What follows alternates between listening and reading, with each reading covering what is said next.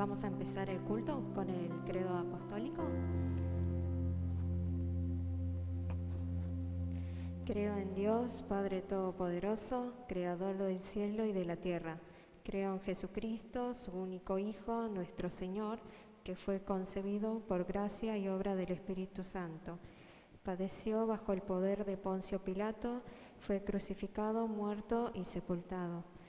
Descendió a los infiernos, al tercer día resucitó de entre los muertos. Subió a los cielos y está sentado a la diestra de Dios Padre Todopoderoso. Desde allí ha de venir a juzgar a los vivos y a los muertos. Creo en el Espíritu Santo, la Santa Iglesia Universal, la comunión de los santos, el perdón de los pecados, la resurrección de la carne y la vida eterna. Amén.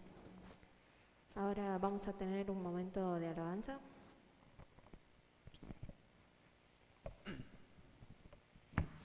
Buenas, nos ponemos de pie, juntos. Vamos a darle un saludo al hermano, a la hermana que tenemos en los costados, atrás, adelante. Vamos a decirle gracias por venir, bendiciones.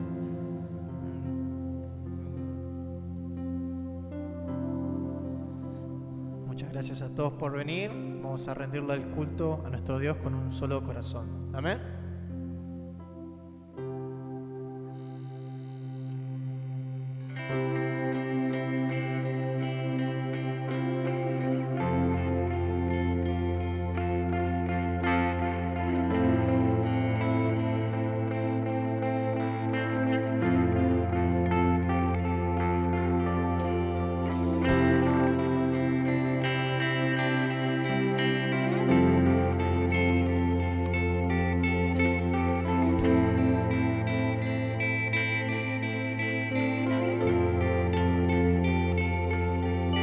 Sé que el día llegará, junto a ti podré estar, cara a cara te veré, rodeado en tu poder. Se apaga mi temor en la luz de tu amor, donde puedo encontrar tu eterna libertad, donde fluye adoración y las calles de oro son. Levantamos alabanza a ti, Señor.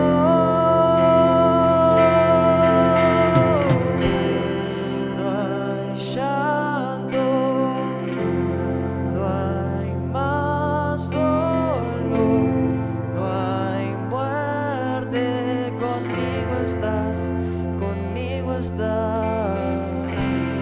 No hay noche, no hay aflicción, no hay culpa, conmigo estás, conmigo estás.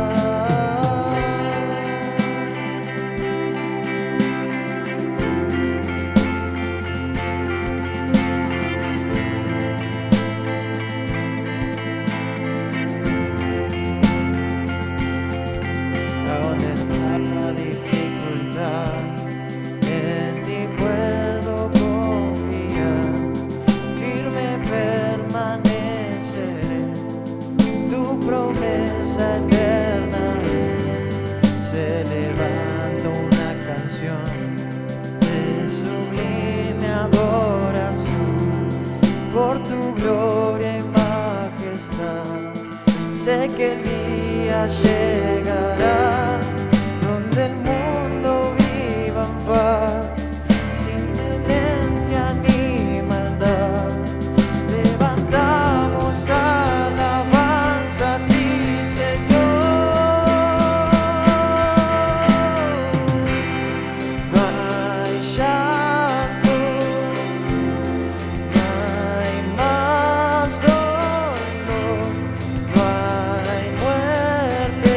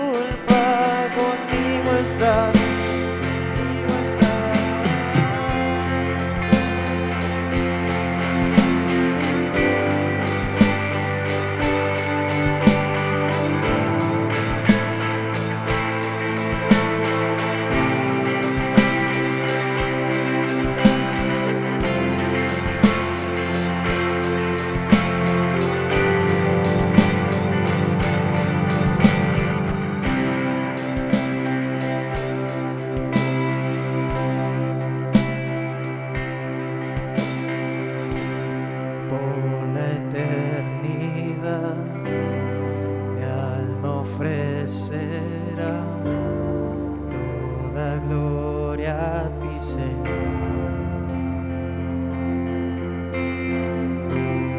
Por la eternidad mi alma ofrecerá toda gloria a ti, Señor. Por la eternidad mi alma ofrecerá toda gloria a ti, Señor. Por la eternidad mi alma ofrecerá toda gloria a ti, Señor.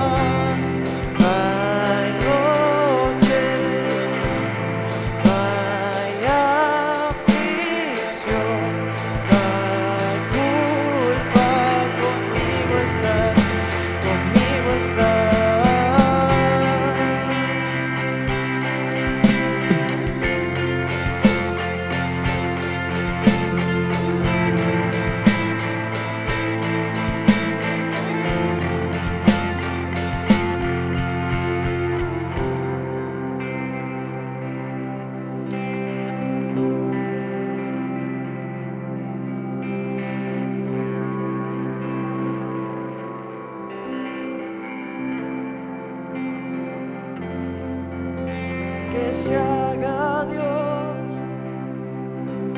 tu voluntad en la tierra como en el cielo. Que se haga, Dios, tu voluntad en la tierra como en el cielo. Una vez más. Que se haga, Dios, tu voluntad en la tierra como en el cielo. Que se haga, Dios, tu voluntad en la tierra como en el cielo.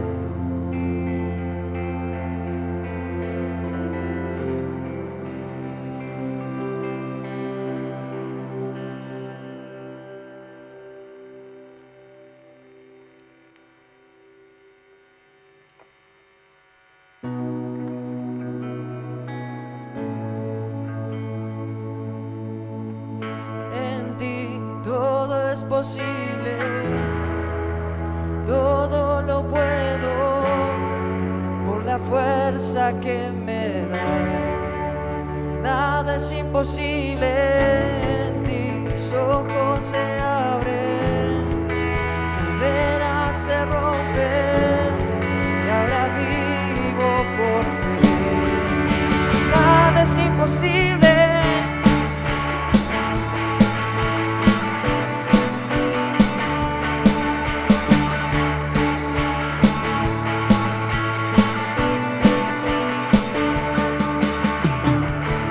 Voy a vivir por lo que veo.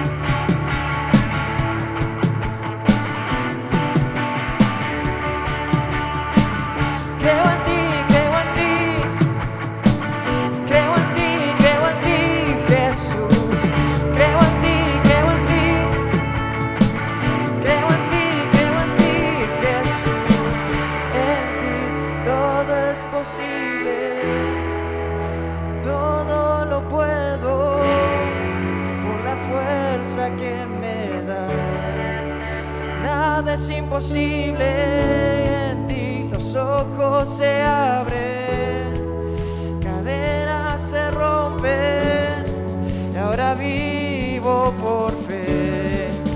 Nada es imposible, creo en ti, creo en ti, creo en ti, creo en ti, Jesús. Creo en ti, creo en ti, creo en ti, creo en ti, Jesús. Creo en ti, creo en ti, creo en ti, creo en ti, Jesús. Creo en ti, creo en ti, creo en ti, creo en ti, Jesús.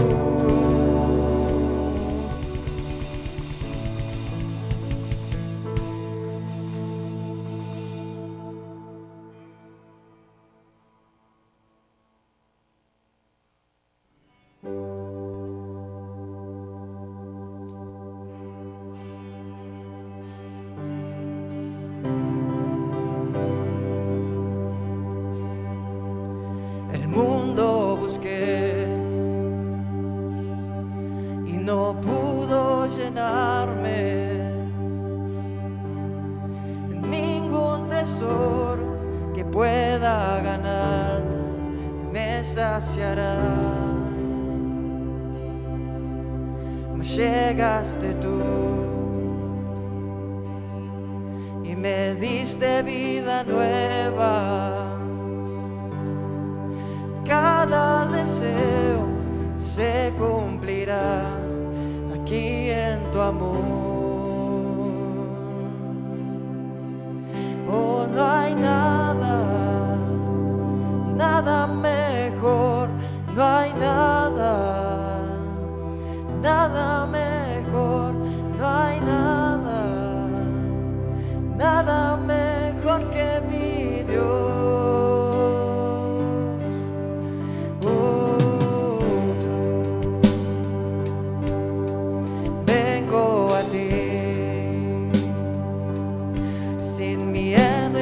Reserva.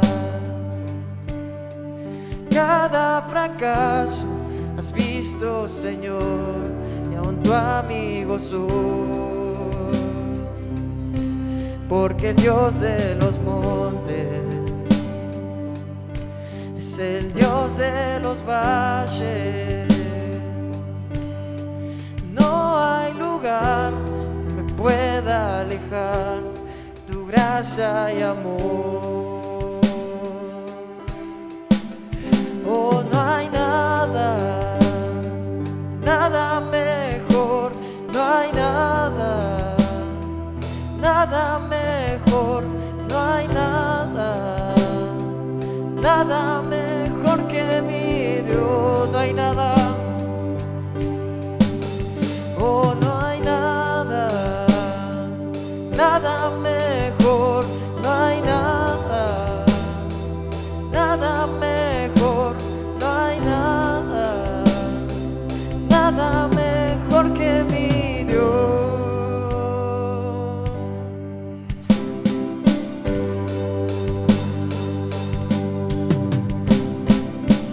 Cambias lamento en danza, de cenizas traes vida. Cambias culpa por gloria, sé que solo tú lo harás. Cambias lamento en danza, de cenizas traes vida. Cambias culpa por gloria, sé que solo tú lo harás. De las ruinas y tumbas nacen nuevos jardines, resucitas los huesos, sé que solo tú lo harás, sé que solo tú lo harás. Oh, no hay nada, nada mejor, no hay nada, nada mejor, no hay nada, nada mejor.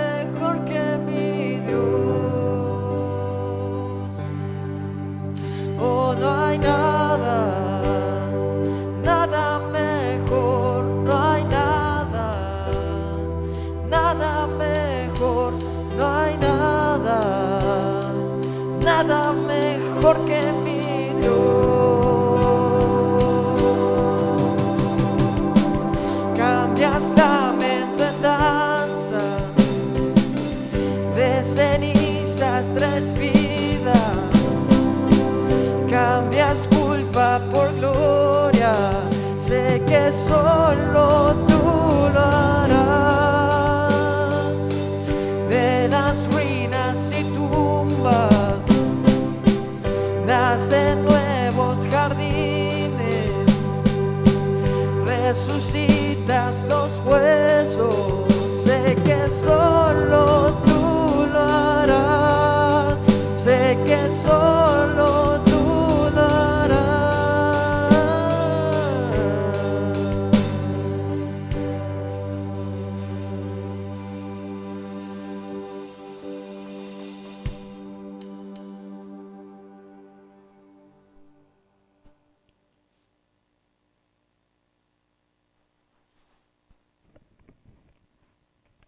Ahora va a pasar Ana Chan para orar por nosotros.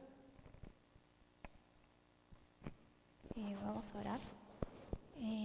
Papá Dios, te damos las gracias por habernos traído un domingo más, Señor, para poder darte este culto, Señor, de agradecimiento por todo lo que hiciste por nosotros. Te queremos dar este culto, Señor, con un corazón sincero.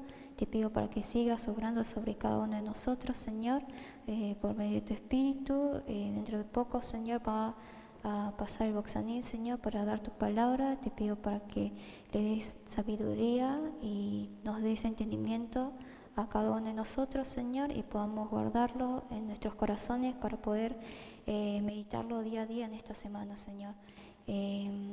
Necesitamos más de ti, Señor, así que te pedimos para que estés en este lugar obrando y que realmente este culto, Señor, sea de tu agrado, santo y agradable a tus ojos, Señor.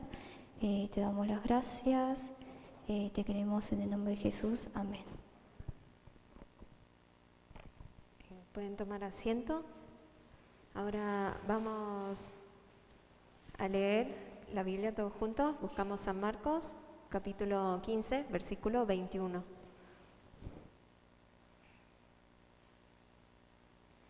San Marcos, capítulo 15, versículo 21.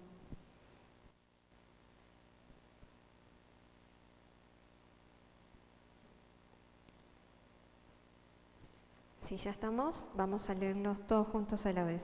1, 2, 3. A uno que pasaba por allí de vuelta del campo, un tal Simón de Cirene, padre de Alejandro y de Rufo, lo obligaron a llevar su cruz. Amén. El Moxanín va a dar la palabra de hoy.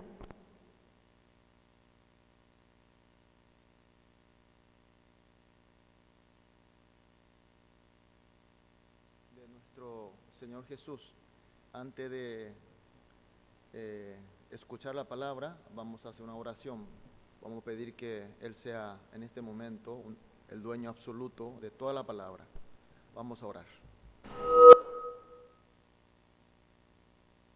Amantísimo Dios, gracias Señor porque Tú nos recibiste nuestras alabanzas, escuchaste nuestra oración y por eso Señor sentimos Tu presencia.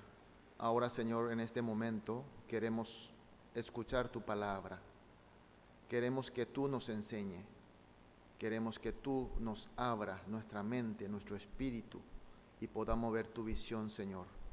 Por eso Señor, encomendamos todo de nosotros en Tus manos y que Tú hables Señor y que nosotros seamos humildes, oyentes, dispuestos a obedecer Señor. Y a este siervo Señor, úsalo Señor como para Tu instrumento nada más Señor, y que no haya ninguna mezcla de las cosas mías o de los hombres, sino que totalmente sea mensaje que venga de parte Tuya Señor. Gracias Señor y oramos en el nombre de Jesús. Amén. Estamos viendo ya la parte casi al final del libro de Evangelio según Marcos. Hoy vimos que de repente aparece un hombre, Simón de Cirene, que fue obligado a llevar la cruz de Jesucristo. Jesucristo fue sometido en 2 juicios que aún para esa época, casi más de 2000 años atrás, es un trato injusto, inusual. Jesús fue juzgado, como ya vimos, por el concilio de Sanedrín de los judíos, por un delito de blasfemia a Dios, y fue sentenciado a muerte, y luego fue llevado a la gobernación romana en esa época de Siria y Palestina, bajo Poncio Pilato. Fue juzgado de nuevo, pero su acusación, el delito, fue de rebelión, y fue también sentenciado a la muerte, pero en este caso a la muerte en la cruz. Y habíamos visto la semana pasada por qué tuvo que someterse en 2 juicios, puesto que el resultado eran iguales. Y era un juicio arreglado, había un propósito que cumplir, y la gente llevaron a la muerte a Jesucristo. En esa época, para sentenciar a muerte a una persona y llevar a cabo su sentencia, ejecutar su sentencia, solamente podía hacer el gobierno romano, es decir, la gobernación romana. Entonces tuvo que ser sometido a una nueva jurisdicción, y donde fue juzgado por otro delito y fue condenado y sentenciado. Y finalmente Jesús es llevado al lugar de la ejecución. El lugar se llama Gólgota. Seguramente que ya escucharon hablar del lugar de Gólgota, ¿no? Un lugar arriba, un lugar, en una especie de montaña pequeña, y ahí arriba él fue crucificado. Ustedes saben que hora fue ejecutado Jesucristo el día viernes de la semana de Pasión. Él fue apresado a la madrugada y sometió en dos juicios. En el interín del juicio también fue sometido por la tortura de los soldados romanos y casi le había dejado muerto. Luego es llevado para ejecutar en la cruz. De repente nosotros pensamos que cuando fue apresado Jesús y fue juzgado y sentenciado, llevar a Gólgota para ejecutar su sentencia, pensamos que fue por largos tiempos. Él fue crucificado, la Biblia testimonia que él fue crucificado, sería para nosotros nuestra hora, 9 de la mañana. ¿Se dan cuenta que es la madrugada? Y que se junte el concilio para juzgar y luego llevar a la gobernación. Imagínense, a las 9 de la mañana ya estaba en el lugar de ejecución. Entonces el juicio se habrá sometido entre las 7 y las 8 de la mañana como mínimo. Y en ese interín fue sometido en el castigo terrible. Sabemos que fue flagelado, fue descarneado, sangrado, tal punto de que Jesús ya estaba casi muerto. Y también tenemos que tener en consideración que él fue llevado al palacio de Herodes también. Y todo eso pasó muy rápido. Fue enjuiciado, sentenciado, llevado al lugar de la sentencia. Muy rápido. ¿Por qué? Porque los líderes de los judíos querían que se le mate cuanto más antes posible. No era un juicio para buscar, para dirimir si que era el delincuente o había un delito o no, sino que solamente para cumplir los protocolos, los procesos, procedimiento para ejecutar nada más. Y así Jesús fue obligado a llevar la cruz. que va a servir para que él sea crucificado, fue llevado hacia el lugar de ejecución. Y esa era la ley de esa época. El sentenciado a muerte tenía que llevar la cruz consigo mismo hasta el lugar de la ejecución. Y hoy nosotros vimos en el texto donde dice, obligaron a unos que pasaban, Simón de Cirene, padre de Alejandro y de Rufo, que venía del campo, a que él llevase la cruz. Evidentemente Jesús no estaba en condiciones de llevar esa cruz. La cruz, la madera que se prepararon para ejecutar a un muerto, no debió haber sido lindo, suave ni bien trabajado. Era una madera fuerte, áspera, pesada, y donde Jesús tenía que llevar, pero él, como estaba demasiado torturado, tenía totalmente el cuerpo desgarrado, seguramente se le veía todo adentro, desangrado, cansado, y entonces no estaba en condición de llevar la cruz. Pero la ley exigía que el sentenciado tiene que llevar, esa era la ley de esa época. Pero se notaba que Jesús se iba a morir por el camino. Y aquí viene un problema. Si el procesado, en este caso ya sentenciado, si se muere por el camino, porque ellos le metían golpe para que lleve la cruz, pero sin embargo, como no podía, entonces ellos no encontraron otra salida de agarrar cualquier uno que estaba entre el montón, y resultó ser Simón de Cirene. Para no cometer la negligencia del cumplimiento de la sentencia, estos soldados romanos hicieron cualquier cosa, no le importaron quién sería, y del azar eligió a un hombre y fue obligado a llevar la cruz de Jesucristo. Ahora la pregunta, ¿quién fue Simón de Cirene? En la Biblia aparece en algunos lugares, en 2-3 veces aparece el nombre de Simón de Cirene. Cirene es el lugar donde seguramente él vivía y estaba de paso por Jerusalén, porque era judío, para pasar la fiesta de Pascua. Cirene actualmente corresponde a un lugar muy cerca de Trípoli, de Libia, de África. En esa época, la segunda ciudad más importante del Imperio Romano era Alejandría. Y Cirene está muy cerca de Alejandría. Y ahí vivían muchos judíos.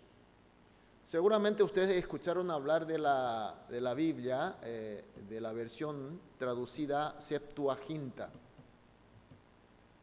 que cuando ustedes hagan estudio bíblico van a encontrar versión de la Biblia Septuaginta, donde más o menos 70 expertos judíos hicieron la traducción de la Biblia. Estamos hablando de la época de Antiguo Testamento. La primera traducción fue traducido por los 70 judíos más expertos, y ellos todos eran de este lugar, de Cirene. Es decir, es un lugar donde vivían muchos judíos de diáspora o inmigrantes, y Simón era uno de ellos. Y como judío, para cumplir con la ley de Pascua, se fue a Jerusalén. La Biblia no comenta si él participó o no participó, pero evidentemente habrá participado para algo, para eso se fue a Jerusalén. Y de repente ve una multitud llevando a un sentenciado, desangrado, golpeado, cansado, los soldados romanos, la gente viendo, la gente tirando piedra, escupiendo, maldiciendo. Entonces él comenzó sin mucho pensar, le siguió al grupo, y justo ahí le agarró los soldados romanos. Y el texto de hoy dice, obligaron a Simón de Cirene a que le llevase la cruz. Él fue elegido para llevar la cruz, obligatoriamente. Y era imposible de negar. Debió llevar esa carga, la cruz. Bueno, uno de repente en esa época, la autoridad te puede exigir algo y obligatoriamente tener que cumplir. Pero era una tarea desagradable porque la cruz es un aparato, un elemento, una herramienta para matar a alguien. Inclusive se trata de la sentencia de la muerte de la peor manera. Y te pide para que lleves, y en forma obligatoria. Nosotros cuando vivimos en nuestra vida, también se nos llega a estas situaciones. De repente nos llega sin que nosotros estemos pensando algo, no fue mi intención, solamente llega y de ninguna manera es justa. Te obligan a hacer algo que no te gusta, llevar la cruz de Jesucristo. Llevar a Jesucristo, la cruz áspera y pesada. Desde el punto de vista hombre, desde el punto de vista, digamos, así estrictamente mundano, es una desgracia. Como decimos, la peor suerte de los suertes. Y seguramente Simón se habrá lamentado, ¿por qué yo estuve en este lugar? ¿Por qué vine a Jerusalén? ¿Por qué no me quedé en mi casa? Hice un viaje tan largo para cumplir con la ley. Mira lo que me está pasando. Bueno, sí que podría haber venido a Jerusalén. ¿Y por qué justamente tenía que venir a ver este grupo? ¿Y por qué me tenía que colocarme ahí enfrente para que me eligiera? Lamentaciones, maldiciones. Y sobre todo un sentimiento que nosotros podemos imaginar de mucho enojo. Quiero que piensen, quiero que imaginen realmente cómo habrá sentido Simón. Pero en el sentido del reino de Dios, de punto de vista soteriológica, es decir, punto de vista de la salvación de alma, resulta ser totalmente otra cosa, otra visión.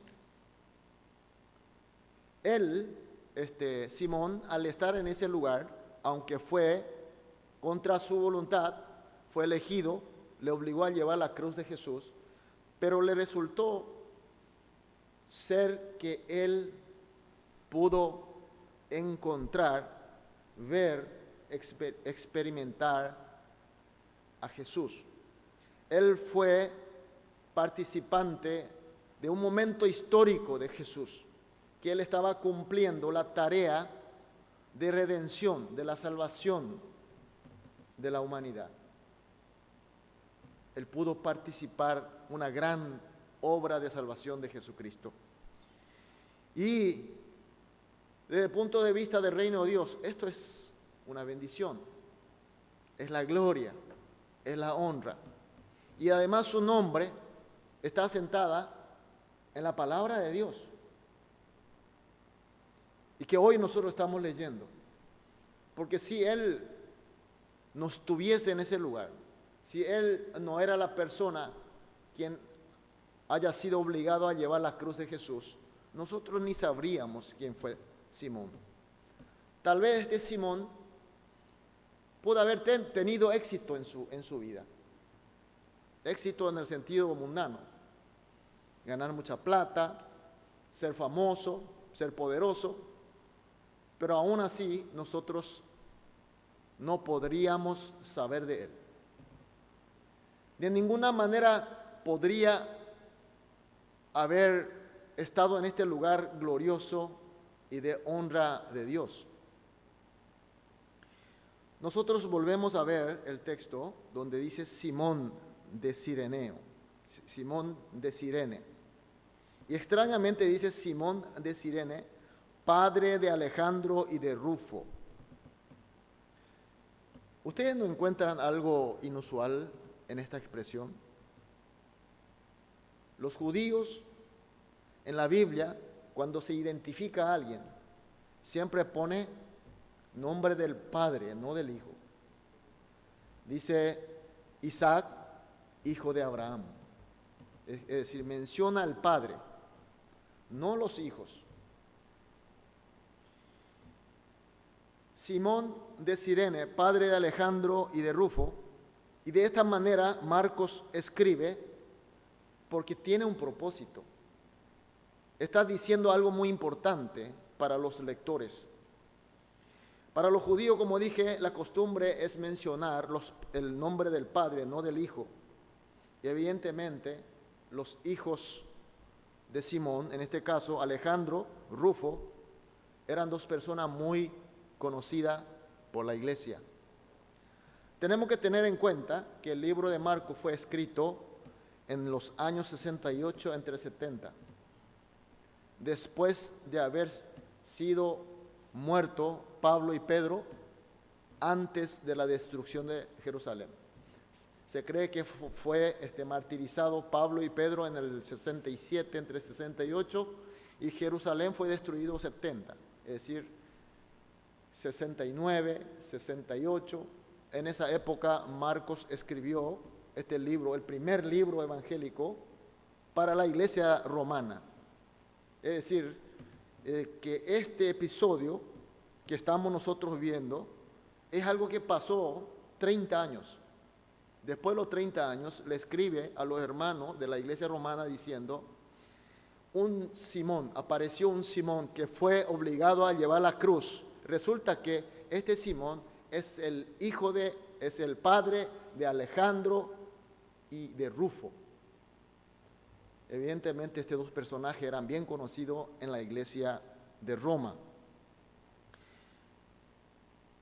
En el libro de Romano, la carta de Pablo, Romano capítulo 16, versículo 13, escribe de esta manera: saludad a Rufo, escogido en el Señor, y su madre y mía. Esta es la carta que Pablo escribió a los hermanos de la iglesia romana. Y este libro romano fue escrito por el apóstol Pablo en la época más o menos 57 años aproximadamente. Es decir, 10 años antes que el libro de Marcos. Nosotros estamos viendo el libro evangélico de Marcos, primer libro evangélico. Como que el Nuevo Testamento presentan los 4 libros evangélicos primero, esto no es cronológico. Libro romano, la carta a los romanos fue escrito 10 años antes que el primer libro evangélico, que es Marcos. Y sería más o menos 20 años después que haya ocurrido este episodio, esta historia que estamos viendo. Y ya el apóstol Pablo, que nosotros sabemos la característica del apóstol Pablo, que es una persona de mucho estudio, de mucha inteligencia, es admirado, y sobre todo la carta a los romanos es uno de los libros más importantes, más profundos desde el punto de vista doctrinario de la palabra de Dios. Y ahí él menciona saludándole a Rufo y también mencionando a la madre de Rufo. Entonces, la madre de Rufo sería para Simón, ¿quién? La esposa. Y le dice Rufo, escogido en el Señor. Y normalmente en esa época le llamaban escogido en el Señor a lo que sería más o menos hoy en día pastor. Los líderes que son ministros que se dedicaban a enseñar la palabra de Dios. Y menciona a la madre como si fuera madre de Pablo. Saludo a Rufo, escogido del Señor. Más o menos vamos a traducir, digamos, a nuestro día. Saludo al pastor Rufo y a su madre, que es como que viene a ser como mi mamá, mi madre. Es decir, que Rufo se había convertido un cristiano de mucha valía, fiel, reconocido, admirado por todos los hermanos de la iglesia romana, y su madre es recordada como la madre, era la depositaria de la confianza y de fe de la congregación. Esto estoy mencionando porque de repente Simón, punto de vista humana, que él fue escogido y obligado, que sería mala suerte para el mundo, pero para el reino de Dios, él fue bendecido, estuvo en un lugar de honra, pero no terminó la bendición solamente con Simón. Nos damos cuenta que los dos hijos de él, en este caso nosotros vemos Rufo y su esposa, y en cuanto a otro hijo, Alejandro, en la Biblia no hay una mención específica de él, pero podemos encontrar en Hechos capítulo 19, versículo 33, donde dice: y sacaron de entre la multitud a Alejandro, empujándole los judíos. Entonces Alejandro, pedido silencio con la mano, quería hablar en su defensa ante el pueblo. Cuando Pablo estaba predicando la palabra del Señor, el Evangelio, se levantó un gran tumulto en la ciudad de Éfeso. Y el grupo vinieron a apresar a los que estaban con Pablo, los compañeros de Pablo. Entonces, ahí aparece un hombre de nombre Alejandro, tratando de abogar al grupo, diciéndole a la gente que esta gente no tiene ningún mal, no hay por qué apresar ni tratarle mal, pero fue rechazado.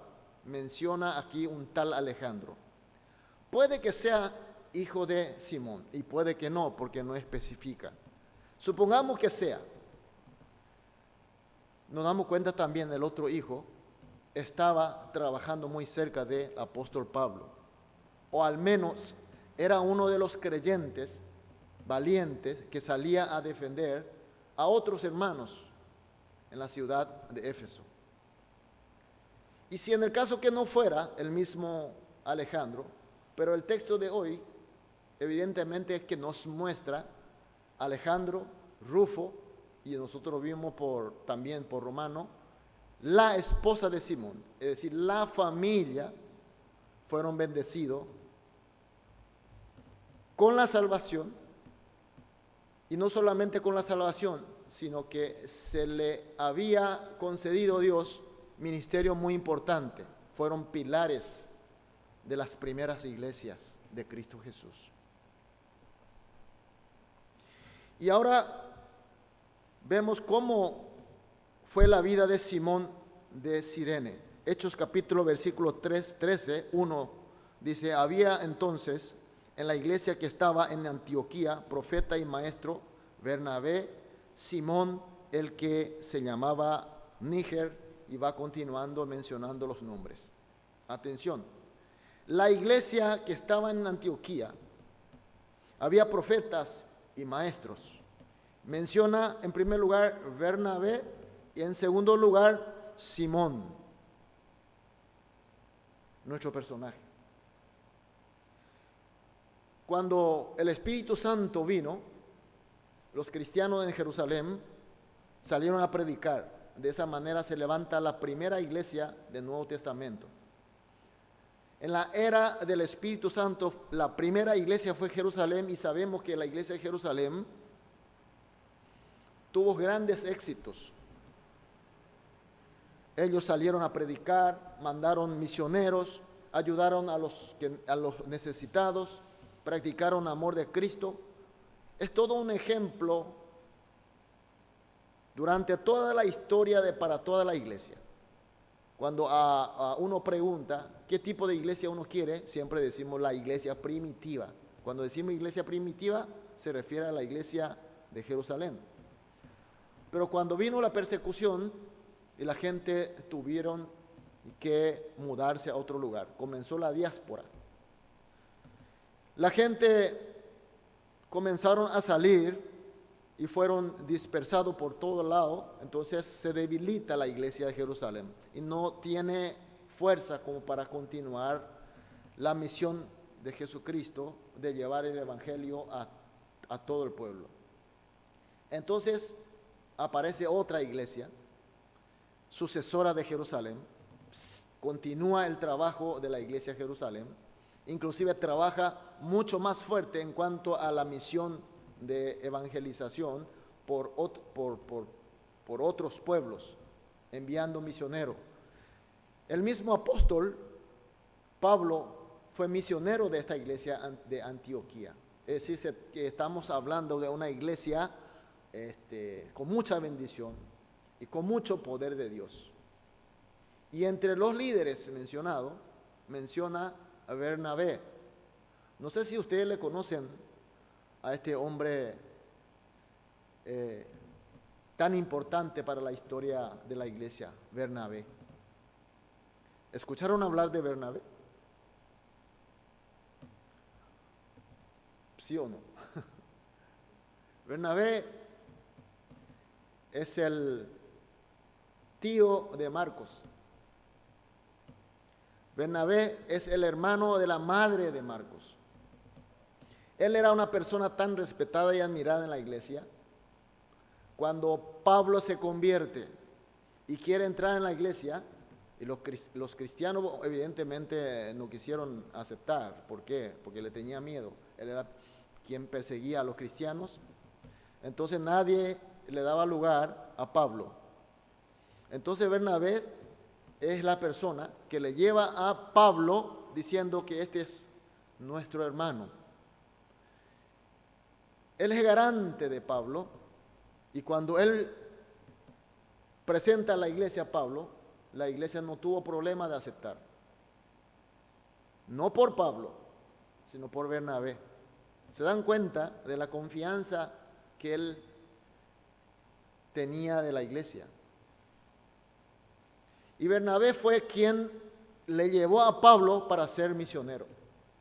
Y así inició el ministerio de este gran apóstol Pablo. Y cuando Pablo estaba trabajando ya fuerte, Bernabé deja de ser mencionado. Es decir, que una persona humilde, que cuando ve un cristiano o un hermano capaz, entonces él le ayuda a todo y él se retira. Es una persona humilde, una persona dedicada, una persona admirada. Y pone como en primer lugar en la mención de Lucas, que Lucas es el autor del libro de los Hechos de los Apóstoles, donde él menciona toda la historia de los apóstoles, y cuando presenta la historia de la iglesia de Antioquía, menciona a los líderes diciendo Bernabé, y en segundo lugar Simón.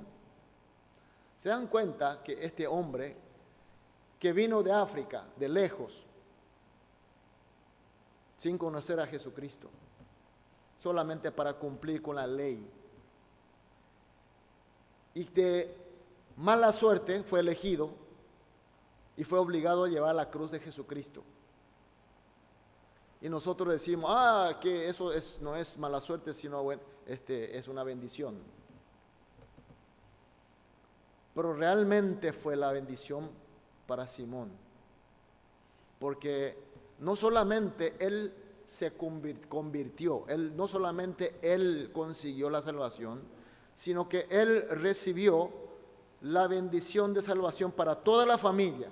Fue bendecido la familia, fue bendecido tan ricamente que los hijos fueron los líderes de la iglesia. Ganaron grandes confianzas, eran ejemplos, eran admirados.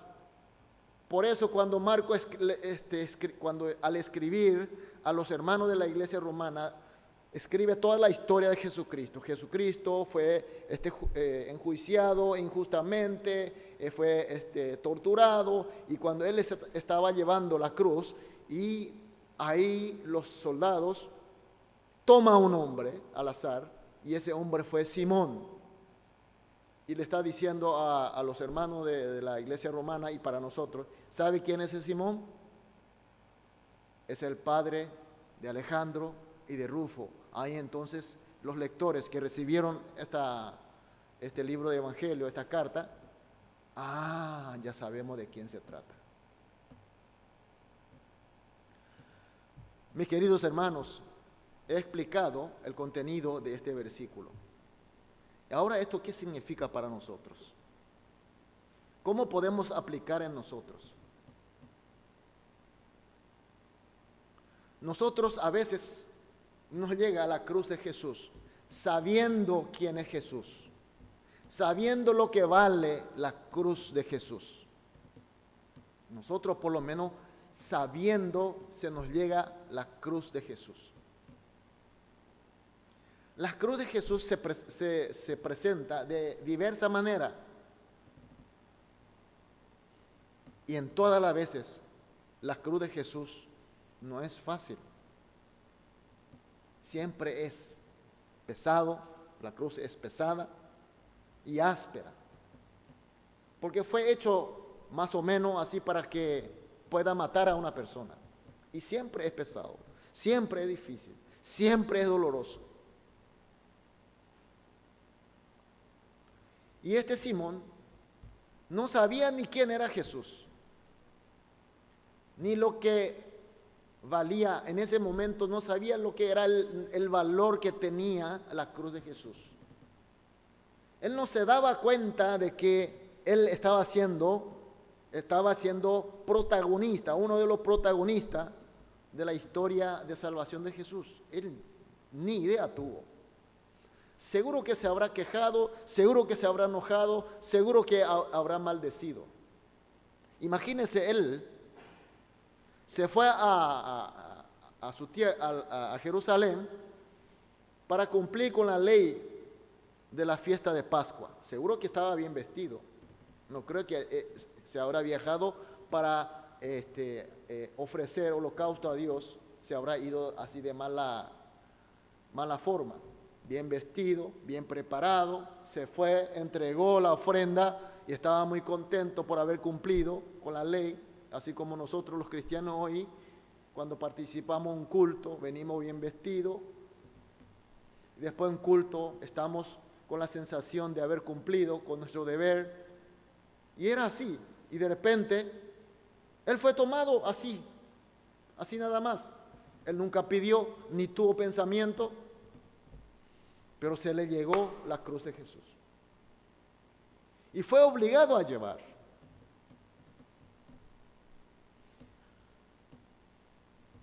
¿Qué es la cruz de Jesús?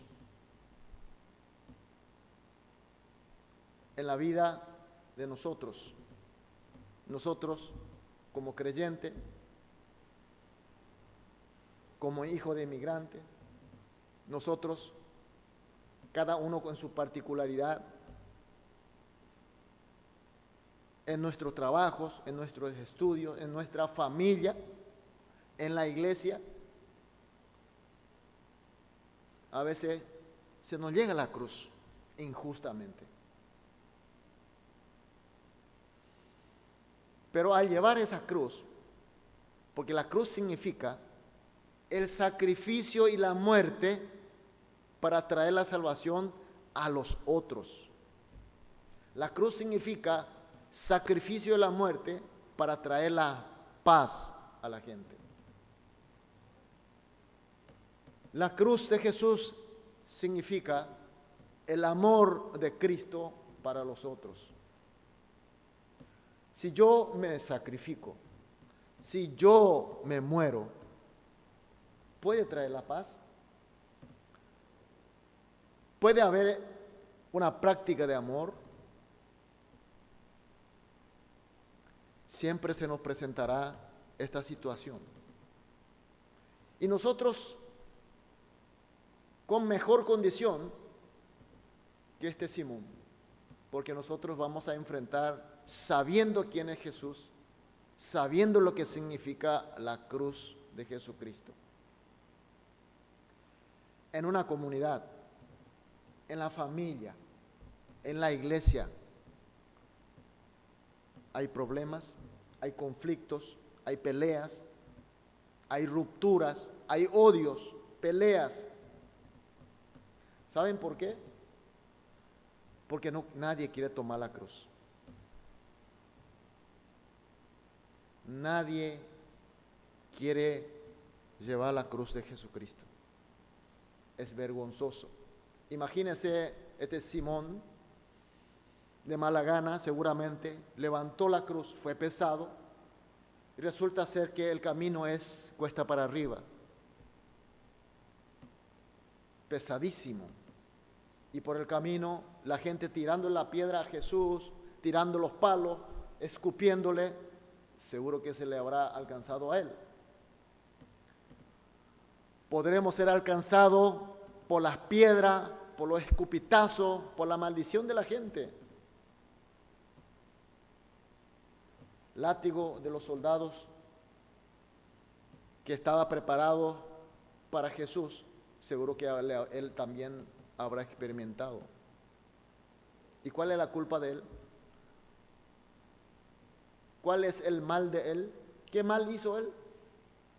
¿Qué culpa él tiene? Hoy por hoy nosotros los cristianos decimos, ¿qué hice mal yo? La ley dice así, la justicia es esto. Nadie me puede hacer callar la boca. En el nombre de la justicia, en el nombre de la ley, en el nombre de lo que debe ser, no queremos llevar la cruz de Jesús. Muchas veces negamos la cruz de Jesús. En el cristianismo, la vida con Cristo Jesús, la parte más importante de la vida cristiana es la cruz. La cruz representa el cristianismo, la cruz representa la iglesia, la cruz representa a los cristianos. Pero hoy en día la cruz de repente ha desaparecido. Yo no estoy hablando en sentido figurado. No tenemos una cruz figura. Estamos hablando de la cruz de Jesús que debe existir en los cristianos y en la comunidad cristiana. Y cuando el cristiano obedece llevar la cruz de Jesús, miren la bendición que ha recibido este personaje Simón. Y es lo que quiere enseñar Marcos a los hermanos que estaban en Roma bajo la persecución de Nerón, la persecución más grande de la historia. Por ende, para nosotros somos perseguidos por este mundo. No en la forma igual de la época romana, pero sí en otra forma. Ideológicamente, materialmente, filosóficamente, económicamente, religiosamente. Tenemos muchos ataques, muchas persecuciones. Y llevar la cruz de Jesús puede significar mucho dolor, puede significar injusticia, puede significar lágrimas, puede significar la muerte.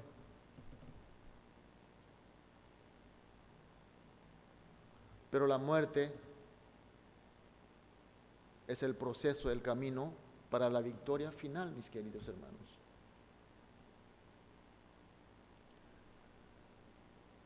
Seguramente muchos de ustedes en muy poco tiempo van a formar familias.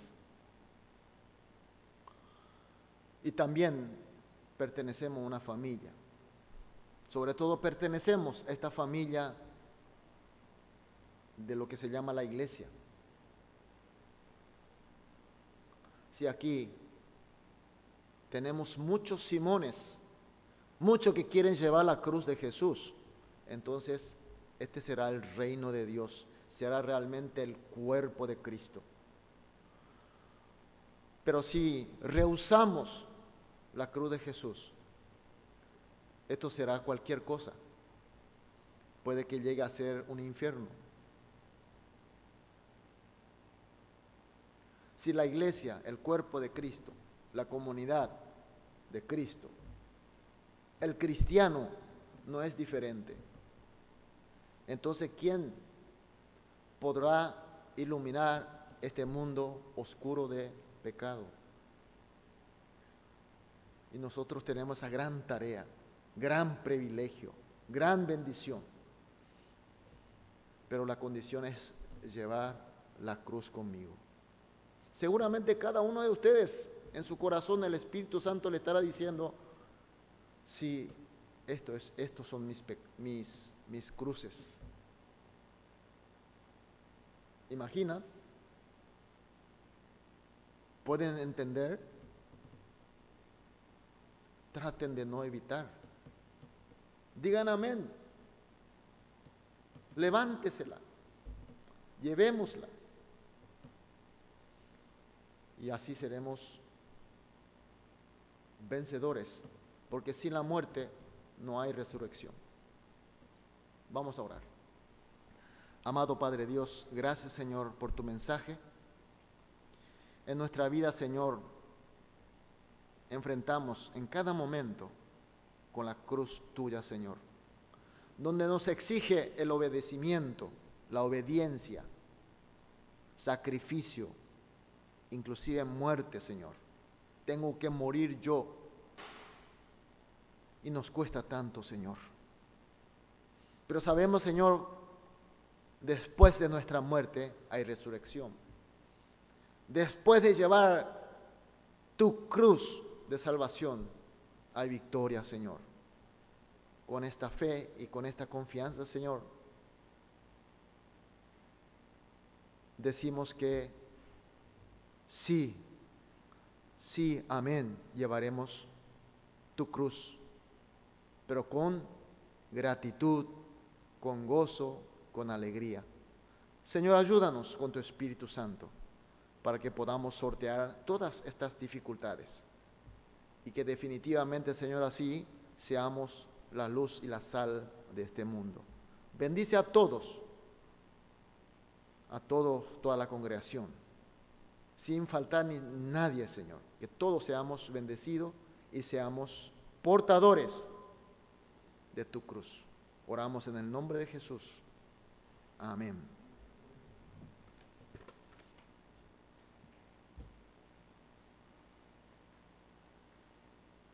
Ahora va a pasar Juan y primero vamos a hacer la ofrenda y después va a pasar Juan y para orar.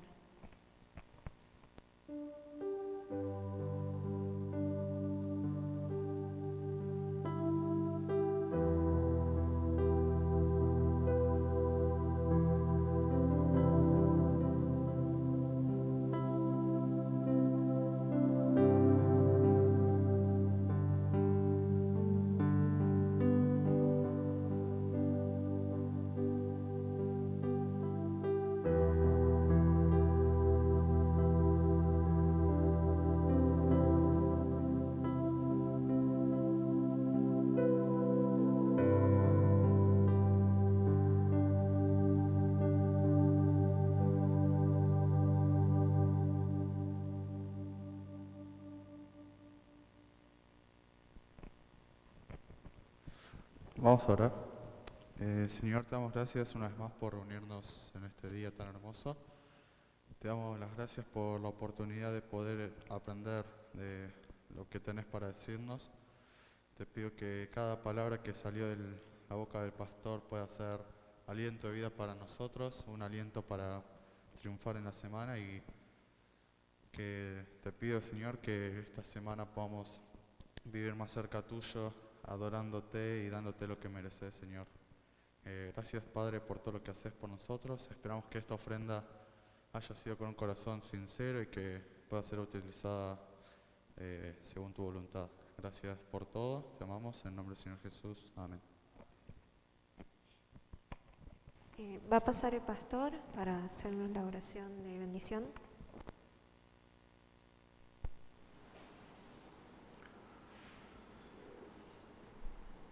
La eterna gracia de nuestro Señor Jesús y el amor perfecto de nuestro Padre Dios y la presencia profunda, continuada, interminable, plena del Espíritu Santo, sea para todo lo que estamos en este momento inclinando nuestro rostro en el señal de sí que llevaremos la cruz de Jesús, y también a nuestra familia, a nuestros quehaceres, sobre todo a nuestra iglesia, sea de este momento para los siglos de los siglos. Amén.